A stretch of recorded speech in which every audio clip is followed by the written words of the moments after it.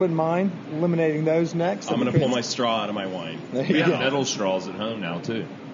We're doing our part. They're doing bamboo ones, too, now. Yeah, oh, yeah. They just look cool. In New York this past week, everywhere you went, it was like cardboard. See, those things paper suck, straws. though, because they get, like, They sawed. suck. Yeah, this one, I was actually... Ninth grade humor. I was actually surprised. Like, I don't drink many drinks with a straw, but I got, like, iced coffee to go, and the straw held up. Yeah, but can you cut it up into different small pieces, like 2 or 3 if you needed them? Yeah. That also plays. That's why it's yeah. That's why you need it. That's better than metal. In the event you're out of 20s, you want to be able to cut your straw up. Dude, we are hooker people here. Those are $1 bills. 20s. What are we, Bill Gates? Get out of here. We don't get paid for our podcast yet. Yeah, we're not everyone can be pros. But yeah, okay, so yeah, you kind of, it took a month of just kind of grind, you know. Annoying. Yeah, and I asked, and then I got a phone call on like a Sunday afternoon, and my girlfriend answered the phone, and she was literally in tears, and she knew who it was, and, you know, Sean had the best restaurant in Colorado at that point, and so I went down there the next day, and he threw me on the fucking grill, and off we went. We changed the menu every day. So what year was this?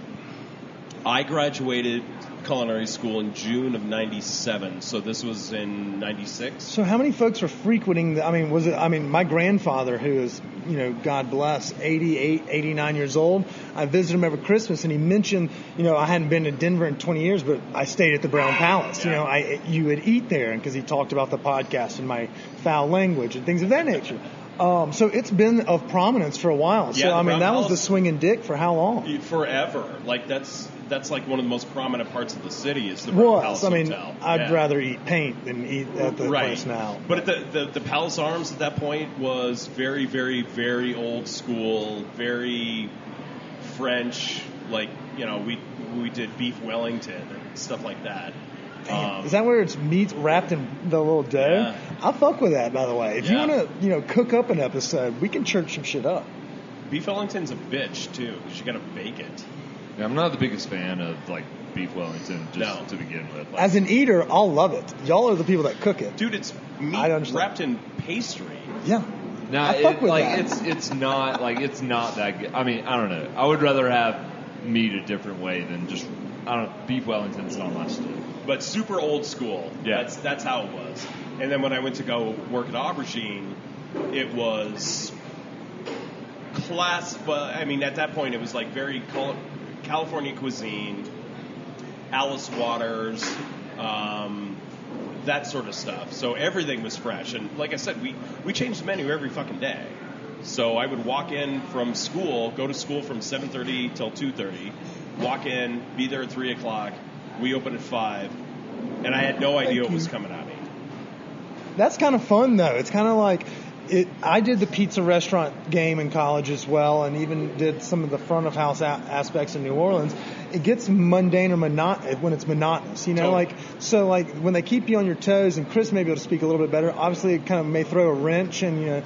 Nowadays, it would create probably a possible 1-star, you know, cunt review from Yelp. But at the same time, like, that's got to make it a little bit more fun going into work. Like, what am I going to learn? What am I going to cook today? Yeah, I mean, I learned more from Sean about food than anybody I've ever worked for, period. More than you learned in school, you kind of learn more hands-on, obviously. Oh, yeah. Not student either, so I know the feeling. Yeah, and I think if you're working with, like, fresh ingredients like that and you kind of have a background of foundational skills, and then you know how to mix and match, like, acid and things like that, you're going to be able to come up with dishes. So, I mean, like, you use those tools. If you get those ingredients every day and the menu changes, you can still make really good food, and you just learn a lot more. Yeah, and I think you learn more than anything. You learn seasonality, you learn balance, you learn technique. Like, every day was like... No shit. It was different every day. Yeah. So how long were you there for? Under Sean's tutelage? Sean only allowed you to stay there for a year, and then he moved me to go work for Kevin Taylor. Okay, nice. Yeah. And we've heard that. I think it was Kelly or someone that said, like, he's happy for his, the chefs that work under him, Whitaker, who I think he's been on your pod as well. Yeah, Kelly's been on. Yeah, he mentioned the same thing about working a year or two maximum under a chef, or not maximum, but then you're able to kind of move to a different genre and learn a different way rather than ever becoming too complacent or something along those lines. Yeah, I mean, and they know, and back when I started, it was one of those things too where the idea was that you spend a year somewhere and then you were going to move on to another level, another cuisine, another thing, because it's part of the education. I mean, that's what a chef does. I mean, there's no hard feelings if you puddle hop in that instance. No, definitely unless not. You do it like a fucking fool and just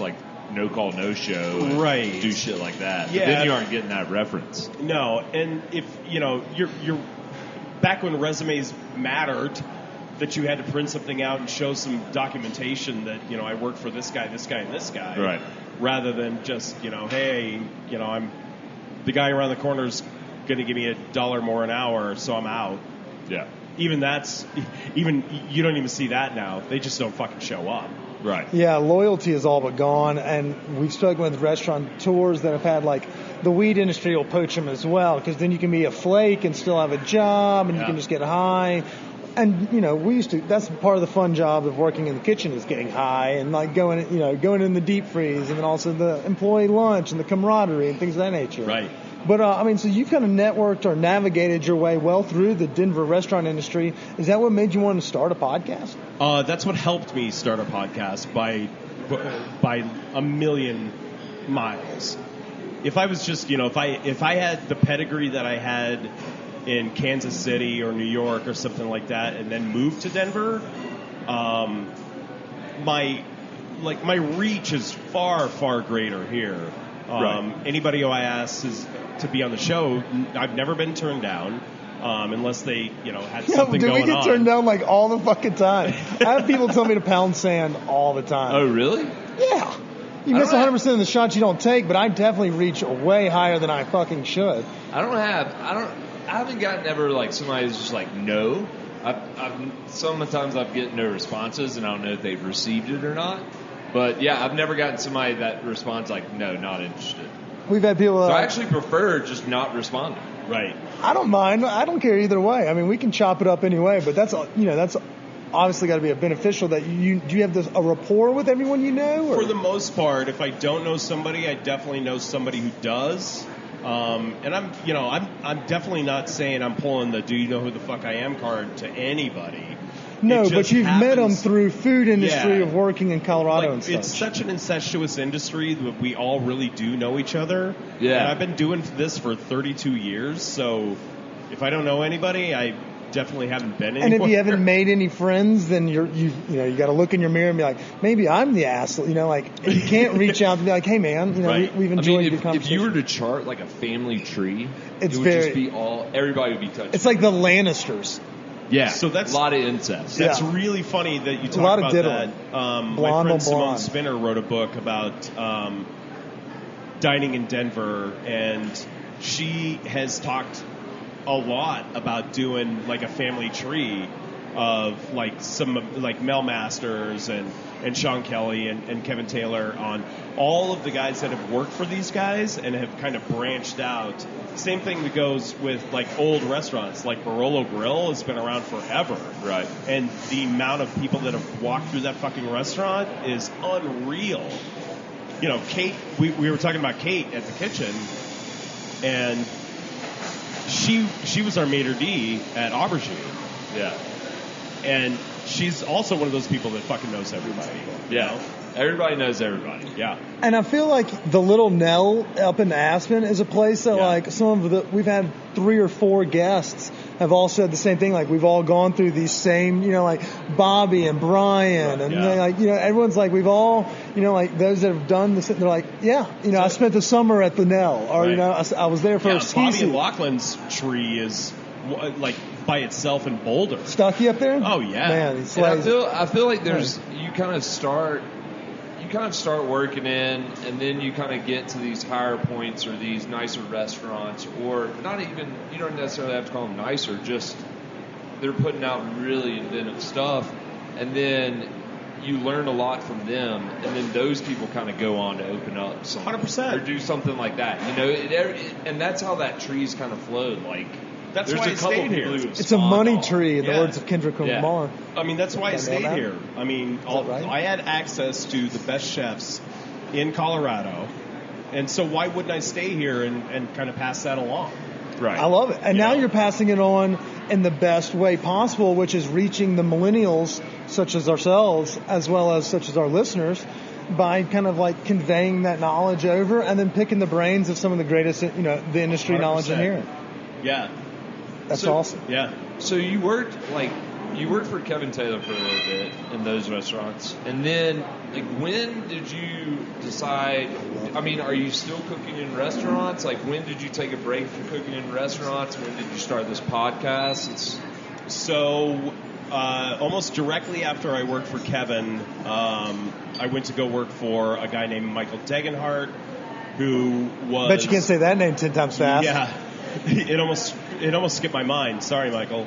But I went to go work for him as a co-sous chef with another cat, and the head waiter at the time, Lance Behill, said, "Hey, if you ever want to open a thing, I got a fucking idea." And I said, "Okay, I'm ready to open a thing." And I'm maybe 30. Okay. So even in culinary speak, that's young, dumb, and full of fucking all of it. Say it. Say the word. Mayonnaise. Recording on location at Hearth Dram today. That's- Chef yeah, or didn't Chef even catch official that. Yeah, podcast. that's Kip's safe word. Pay attention. Mayonnaise is fucking gross, and please don't say that into my microphone. That's his safe word. I try to send him Actually, we created a safe word before you got here. It's blueberry pancakes. Blueberry pancakes. with mayo. No.